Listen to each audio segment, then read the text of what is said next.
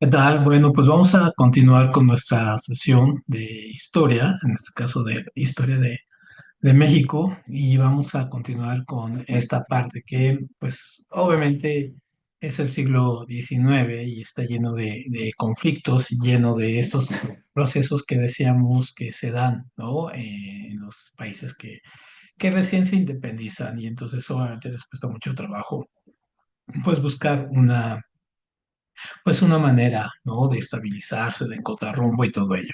No es el mismo caso de Estados Unidos, por ejemplo, porque Estados Unidos estaba muy organizado y aparte traían toda una estructura de, de un país colonialista como Inglaterra, pero también tenían una serie de estructuras religiosas, cívico-políticas, que, bueno, les hacían generar sus recursos, ¿no? Entonces, obviamente, pues sí hay una diferencia entre aquí que vamos a ser un país con una gran inestabilidad política, un deseo de tomar el poder por parte de los grupos criollos, de los mestizos, de diferentes grupos, un deseo de en este caso todavía de los españoles por retomar el país, ¿no? Que habían en este caso perdido.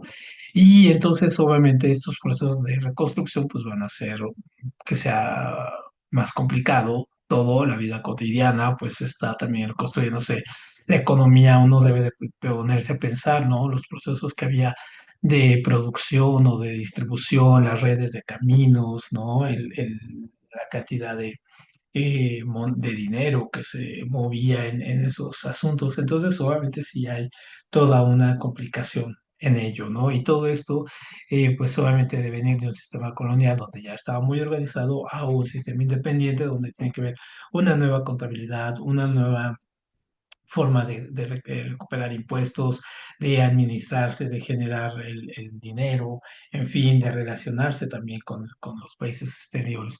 Entonces, obviamente, eso va a traer que los procesos, pues sí sean lentos. Entonces, habíamos visto como en el siglo XIX gran rivalidad también que se está dando en Europa entre el liberalismo y el conservadurismo, pues también se traslada acá, y acá se traslada a través de estas logias masónicas, que son en este caso la yorquina, que es republicana, y la escocesa, que es centralista, y que también reflejan el asunto de este intento por regresar al pasado monárquico, o este acercamiento hacia las repúblicas como la norteamericana o en su momento la francesa, ¿no? Que también estaban en sus propios conflictos.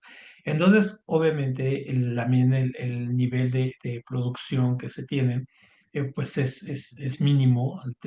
Hay una población eminentemente rural, ¿no?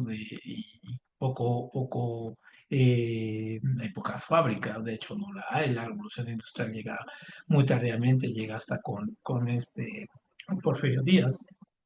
Entonces, cuando se va a empezar a presentar, ¿no? En este caso, los procesos de producción o de la lucha de clases. Y aquí básicamente todavía eran los estamentos, es decir, estos diferentes grupos que se habían dado a través del proceso de mestizaje. Entonces, por un lado están los mestizos, los criollos, estaban los indígenas, estaban la comunidad afromexicana, estaban los Satapatrás, ¿no? Los Saltimbanquis, en fin, todos los que se habían generado, los ambos, los mulatos, en fin, había muchísimos grupos ahí. Entonces todavía esos conflictos se mantenían a ese nivel, es decir, todavía no estaba este conflicto entre clase social alta, clase social baja, media, baja.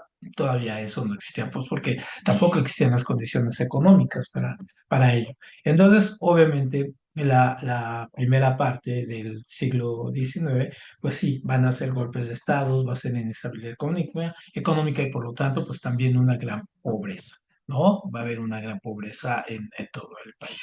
Aunado a esto, pues también la visión de los políticos y la parte de el deseo expansionista del vecino del norte, que lo vemos ahora muy parecido de Estados Unidos, que desea también, en este caso, extender su territorio. Entonces, mientras estén extendiendo, pues surgen estos problemas de que en México por un lado hay una constitución centralista, luego una constitución republicana, luego otra constitución centralista, y aprovechando un movimiento de la República, de la constitución centralista, es cuando se da fundamentalmente este punto de que Texas aprovecha los ciudadanos norteamericanos que habían tomado Texas para declararse independiente del gobierno mexicano, tienen una guerra contra el personaje que vemos aquí en la pantalla, en este caso que es Santana, pierden, ¿no? El gobierno, el ejército mexicano y finalmente Texas se va a declarar independiente y posteriormente para protegerse más de los ataques de Santana, pues se va a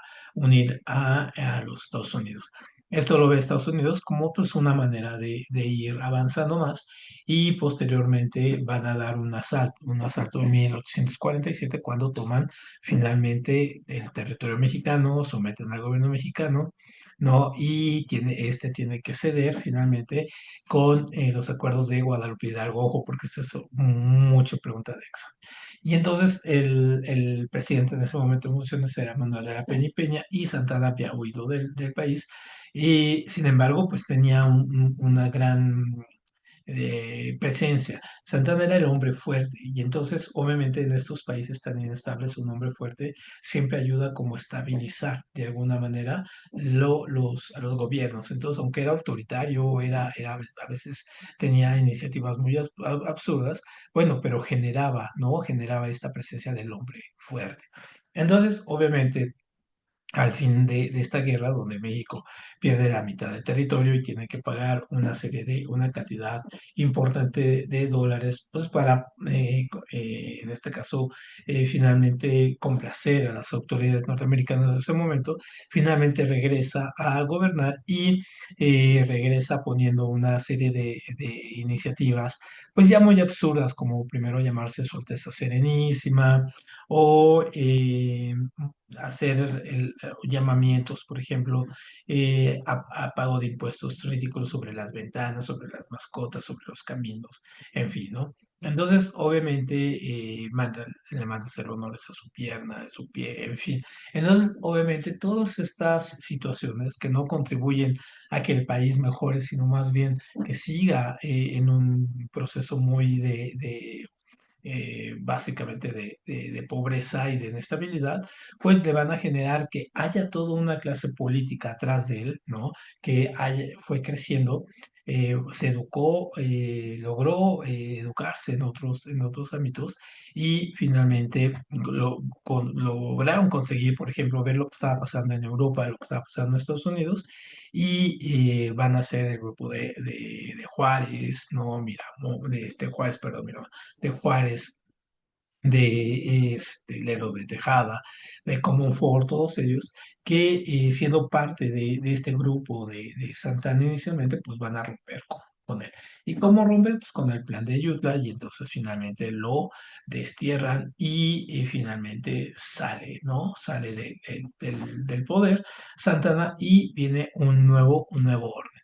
Entonces, este nuevo orden, fuera de aquí, de Santana, pues van a ser, obviamente, aquí vamos a verlos.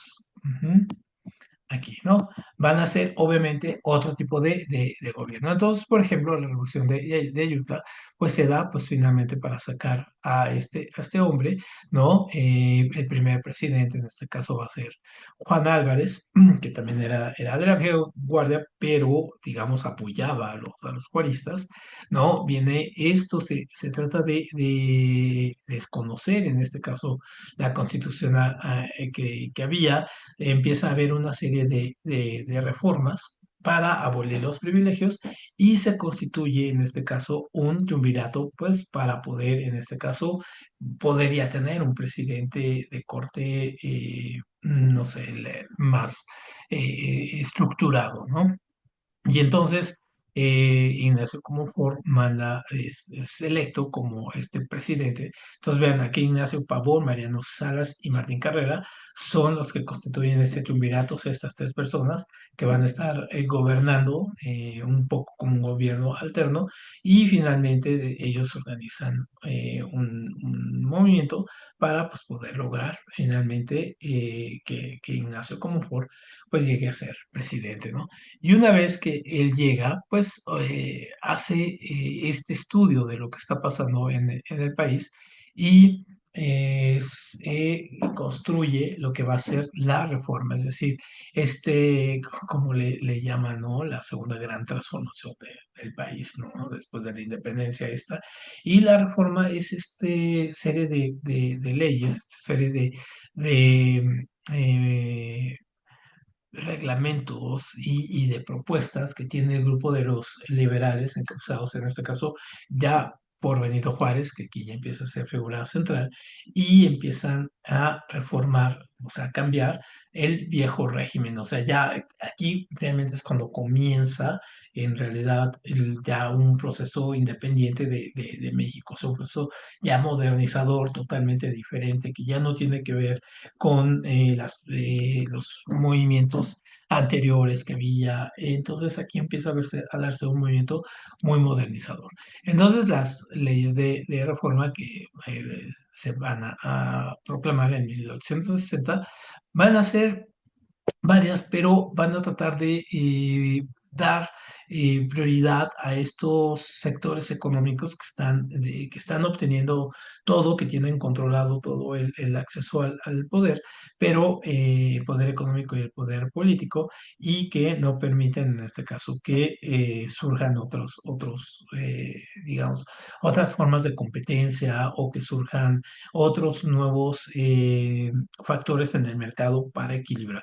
Entonces, por ejemplo, Benito Juárez, ¿no? La ley Juárez, pues hace una ley que se llama la ley Juárez, que es en este caso la separación de la iglesia y del Estado, es decir, que la iglesia se dedique a sus asuntos, ¿no? Que son los asuntos espirituales del credo, y en este caso deje el asunto de la administración, por ejemplo, de panteones o de involucrarse en las decisiones del gobierno y sobre todo las decisiones del Estado, ¿no? Que es mucho más importante.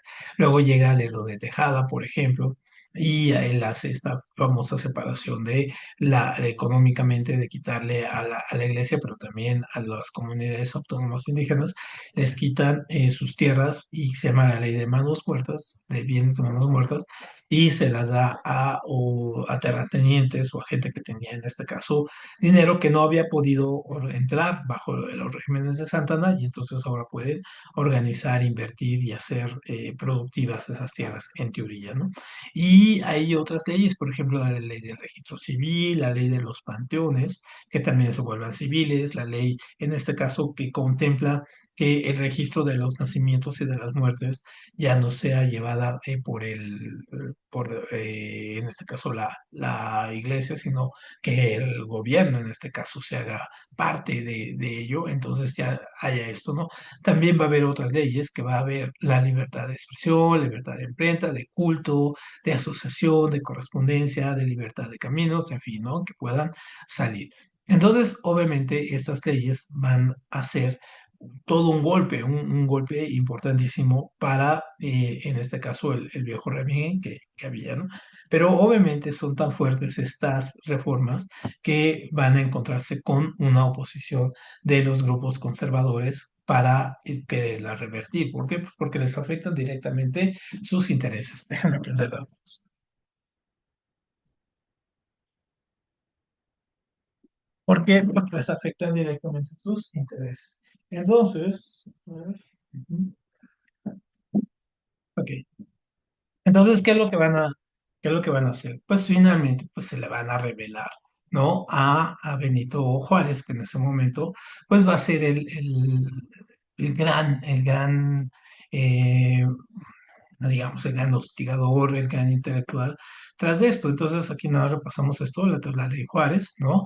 Que suprime los fueros, en este caso de la Iglesia y del Ejército, y declara que todos los ciudadanos son iguales ante la ley, ¿no? Entonces, es la ley esta que hace la separación de la iglesia con el Estado, básicamente. Ujú.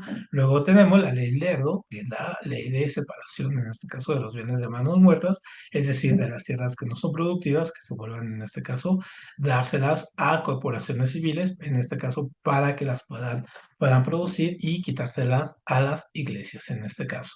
Y luego, en este caso, la ley, en este caso, y iglesia, ajá, la ley que es la que crea, en este caso, el, la parte de quitarle a la iglesia los cobros por todo, porque si no moría, nacía, no si se casaba, en fin, ¿no? Se la quita. Muy bien. Entonces, estas serían las famosas leyes de reforma, son las más importantes en este caso, ¿no? Pero deseamos que obviamente esto va a traer pues una oposición y una oposición muy fuerte. Y entonces, ¿cuál va a ser esa oposición? Pues va a ser básicamente que vamos a ver esto, ¿no? Lo que se va a llamar la guerra de reforma. Y entonces en la guerra de reforma vamos a ver cómo los grupos conservadores y los grupos liberales pues se van a enfrentar entre sí. Permítame aquí, déjame acomodar esto. Está un poco raro aquí. Se sigue viendo raro, pero en fin. Entonces, tenemos aquí la guerra de reforma o también llamada guerra de los 3 años. Entonces, esta guerra, pues obviamente va a ser que van a tratar de destituir al presidente, en este caso como un foro incluso, ¿no? Manda a reprimir, manda a encarcelar a Benito Juárez. ¿Por qué? Pues porque obviamente él era parte de este grupo reformista, entonces él se niega, escapa y se nombra también presidente. Entonces en ese momento teníamos a dos presidentes, ¿no? Entonces, obviamente, los conservadores pues, entienden a Comonfort como su presidente, como el gran, obviamente Comonfort era una persona adulta, ¿no? Ya mayor, y contrasta con las ideas de Benito Juárez, que para ese momento era bastante joven, ¿no? Y entonces vamos a tener a dos visiones totalmente ahí, una muy ya desgastada, con una visión casi hasta conservadora, y que, bueno, trata pues tratar de tomar ahí también el poder, ¿no?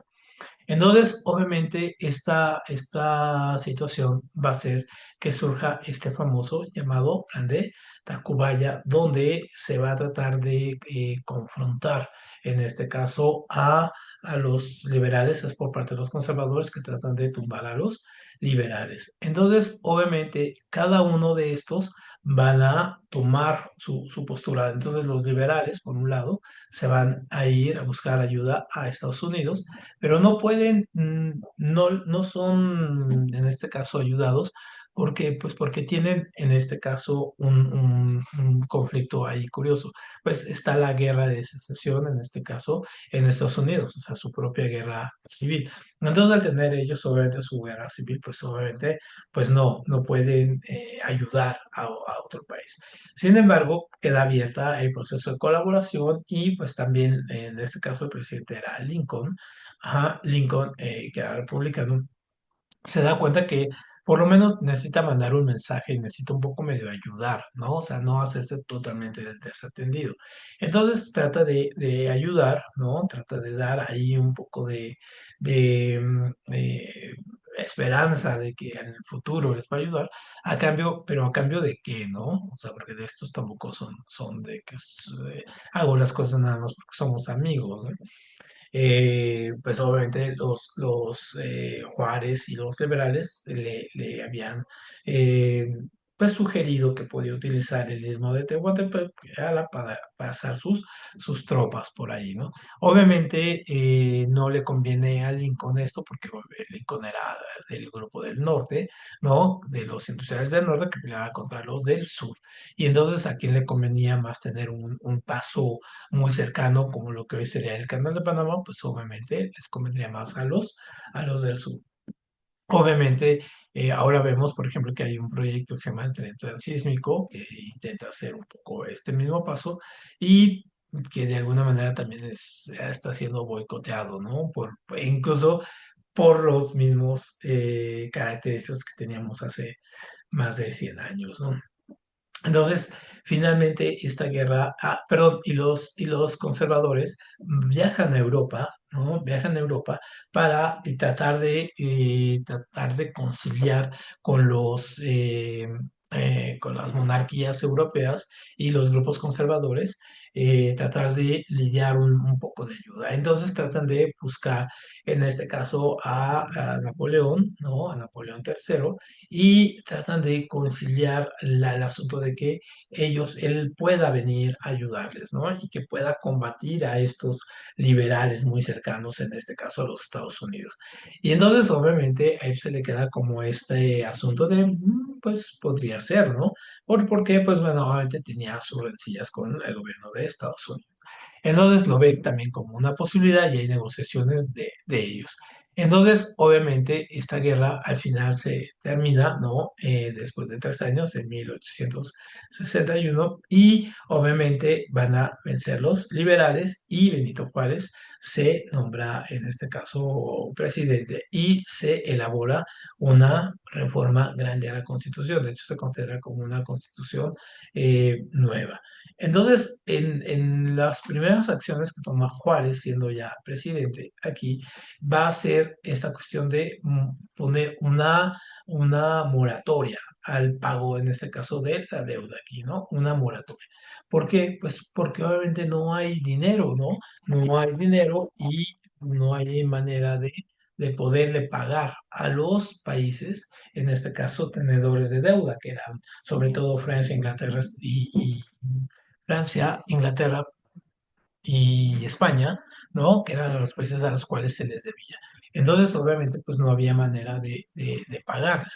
Entonces, obviamente, les pide una tregua a la cual no acceden ellos y entonces, obviamente, ellos hacen lo que se llama el Tratado del Mar del Norte y van a mandar a fuerzas militares a cobrar las deudas que se tienen a estos países, ¿no? Entonces, obviamente, esto también es parte del plan ya que tenían los conservadores, ajá, y que tenían muy bien armado, en este caso, con Napoleón, ¿no? Permítame que así ya está fluja. Ajá. Entonces, que se tenía el plan ahí con Napoleón, digamos, es parte de esos acuerdos, ¿no? Entonces, obviamente, los conservadores mexicanos pues ven con buenos ojos esta intervención de los europeos, ¿no? Y obviamente los Estados Unidos pues, siguen en su guerra, entonces no pueden intervenir. Entonces, en esta convención de Londres, estos países, ¿no? Deciden pues intervenir militarmente y mandan barcos a Veracruz en 1861. Entonces, cuando llegan, Juárez y ya tiene preparado en este caso, una negociación con estos países, lo cual se va a conocer como los convenios de la soledad, y va a tener ya prácticamente trabajado una negociación de pagos diferidos, en fin, con intereses y todo ello. Entonces, por un lado, tanto los ingleses y los españoles pues dicen, pues nos vamos, ¿no? Quedan contentos con el plan de negociación y el plan de pagos que les ofrece Juárez. Pero los franceses que habían tomado como pretexto esto, pues deciden quedarse aquí y deciden, en este caso, hacer una invasión. Y eso es lo que se va a conocer como la segunda intervención francesa. La primera intervención francesa había sido parte de un conflicto que surge cuando estaba la guerra con Estados Unidos y un pastelero francés pues le arruina su tienda, pide ayuda al gobierno francés para cobrar las deudas y se la dan, ¿no? Y entonces manda un grupo de una parte del ejército a respaldar a este pastelero francés a que le den su pago, ¿no? Eso es lo que se le conoce como la guerra de los pasteles y esta es como un antecedente ya directo. Entonces aquí Napoleón III, pues obviamente ve o toma este pretexto pues para intervenir y pues ¿cuál es su objetivo? En realidad su objetivo no era México, más bien su objetivo era los Estados Unidos. ¿Por qué? Pues porque desea, tiene un deseo de venganza también por algunas acciones que hicieron los americanos durante los procesos revolucionarios francés, ¿no? La guerra, la traición que sufrieron de no haberles pagado la ayuda, en fin, todo ello. Entonces, obviamente hay una enemistad y México pues, era como el pretexto, era básicamente el paso. Entonces los franceses, su primera gran derrota, pues es esta que celebramos el 5 de mayo del 62, donde se celebra esta derrota del ejército francés. Y obviamente esto va a hacer que los franceses manden más ejército, más armas y finalmente logren tomar la ciudad. O sea, esa victoria exacerbó el deseo francés pues, por la venganza, ¿no? Entonces, obviamente ya hay negociaciones una vez que ganan, Juárez sale hacia el norte, ¿no? Rumbo hacia lo que hoy se conoce como Ciudad Juárez, ¿no? Allá en Chihuahua, en la frontera con Estados Unidos. Y obviamente Maximiliano se va a quedar, en este caso, es convencido por los grupos conservadores mexicanos, los grupos conservadores, en este caso también de Europa, de tomar el trono, en este caso en México. Entonces, esto se le conoce como los tratados de Miramar, ¿no? Él viene en representación como un gobernante independiente, pero sí que le debe la corona, en este caso, a Napoleón. Ajá, tercero, y le debe, obviamente, trabajo a él, ¿no? Entonces, ¿por qué? Pues también porque le deja su ejército, ¿no? Le deja el ejército francés, ¿no? Aquí a disposición de las órdenes de Maximiliano. Entonces, obviamente, hay muchos factores, y esto, ojo, porque estos son cosas del examen, hay muchos factores por los cuales el Segundo Imperio se le conoce, no se lleva a cabo, no tiene buen final. ¿Por qué? Porque por un lado Juárez está acá, pero sigue combatiendo, ¿no? O sea, tiene incursiones, ¿no? Y hay focos de resistencia en todo el país que impiden, en este caso, que los grupos conservadores, pues, tomen el control total, ¿no? Luego, por otro lado, Maximiliano era más de corte liberal que de corte conservador, entonces eso también es un problema porque obviamente él empieza a ver cosas que estaban haciéndose aquí en México y entonces las apoya. Por ejemplo, las leyes de reforma, no las deroga. Y eso era un punto que decía, bueno, estas las tiene que derogar, ¿no?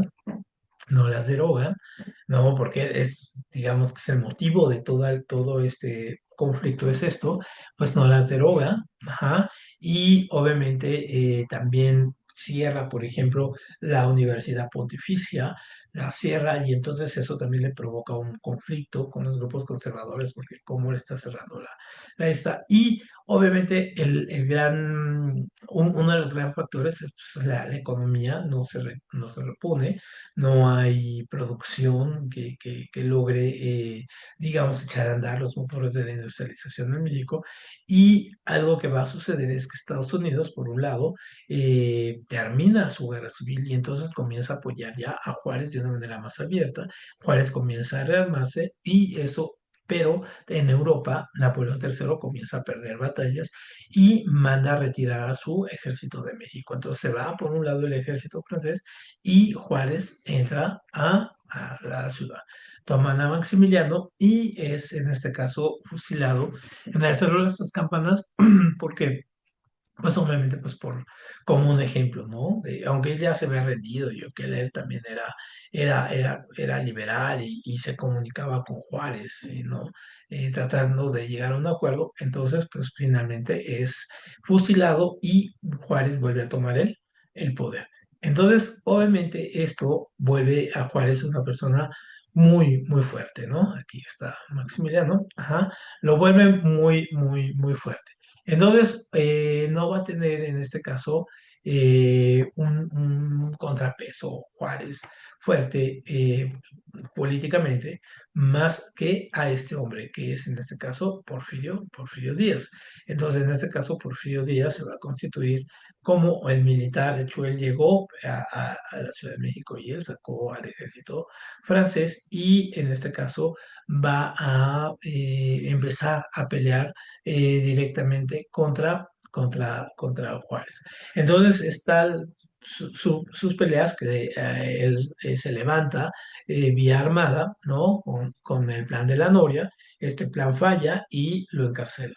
Después vuelve a salir y vuelve a hacer otro plan contra Juárez, que este es exitoso, pero Juárez ya había muerto aquí. Entonces Juárez lo que lo finalmente logra, deja el poder, pues sí, ¿no? Muriendo, ¿no? Como estos, este, personas, porque si no, quizás se hubiera perpetuado un momento.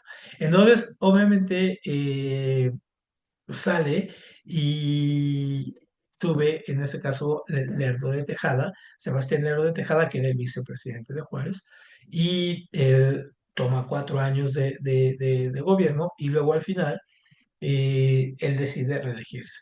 Entonces viene su proceso de reelección y en el proceso, vean lo curioso que es el asunto. Entonces, al momento de que eh, el Sebastián Lerdo de Tejada se reelige, Porfirio Díaz saca el plan de Tustepec contra la reelección de este hombre, ¿no? Dice, no, es que la reelección no debe existir, bla, bla, bla, y se reelige. Y lo quita. Y entonces él asume, se hace un proceso de elecciones y él toma el poder. Y entonces de aquí él va a ser un hombre que va a estar gobernando cada 4 años, ¿no? Primero gobierna 4 años, luego hace un proceso como una simulación de elección, queda uno de sus mejores amigos, que es Manuel González, él gobierna 4 años, cambia la constitución de este hombre para que, en este caso, Díaz se vuelva a reelegir. Algo así como lo que intenta hacer Donald Trump, ¿no? Aunque ya está bastante viejo. Entonces, obviamente, se da este proceso de reelegir, reelegir, reelegir, pues obviamente con elecciones ya amañadas, cuando Juárez lo que hace es, perdón, Díaz lo que hace es quitar a todos los enemigos políticos, prohíbe de hecho los partidos políticos así. Al principio como con este proceso que ya le llaman la dictadura, y entonces pues va saliendo, ¿no? Todo digamos, el régimen juarista queda en olvido y toma el control Díaz. Y curiosamente esos años son de represión de los grupos que se oponen a este proceso de dictadura, pero no hay una guerra interna otra vez. Es decir, hay un proceso de estabilización muy fuerte en el país donde pues ya no hay este tipo de guerras. Entonces, por ejemplo, aquí vamos viendo, ¿no? Obviamente él empieza a abrir las puertas ya está la revolución industrial en pleno en Europa y en Estados Unidos, y empieza a traer, empieza a abrir, ¿no? A las empresas que vengan, que inviertan acá, que traigan el petróleo, que empiecen a explotar el petróleo, las minas, ¿no? Empiezan a llegar algunas empresas, no les cobran muchos impuestos y a veces nada, ¿no? Hay un desarrollo económico, ajá, pero ese desarrollo no se transforma en desarrollo social, o sea, no baja a la sociedad, ¿no? Lo que se está ganando. Hay un gran ingreso de capital extranjero, de hecho, curiosamente, regresa a la moda francesa, porque, bueno, Porfirio Díaz sea francesa, ¿no? Entonces traen, la arquitectura francesa, la podemos ver aquí en la Colina de Roma, aquí en la Condesa, en fin, en el Museo de Bellas Artes. Entonces empieza a generar toda esta situación de regreso a esto. Se trae a un grupo de pensadores, también el ministro de Economía era francés, para poder organizar la vida cultural, ¿no? Y llega el positivismo, ojo, también este es el examen. Entonces el positivismo llega aquí, que era la escuela, en este caso sociológica, que estaba de moda, o científica social, que estaba de moda en Europa, entonces llega acá, ¿no? Los campesinos y obreros pues tienen una situación prácticamente deplorable, ¿no? Las primeras fábricas, pues, y mineras y todo eso, tratan casi de manera esclavizante a los trabajadores. Los indígenas, pues, solamente también son reprimidos. Y obviamente en la política agraria, pues también hay un empobrecimiento y se crean situaciones como esto de la casa de raya, ¿no? Donde se endeudan de por vida a los campesinos y generaciones y generaciones tienen que seguir pagando, entonces no hay un proceso, se les quitan sus siembras, ¿no? Lo que van en este caso sembrando, iban cosechando, se les quita con precios bajísimos, ¿no? La oposición política prácticamente desaparece. Ujú. Y empieza a conciliar, en este caso, por ejemplo, con el gran enemigo de Juárez, que es la iglesia.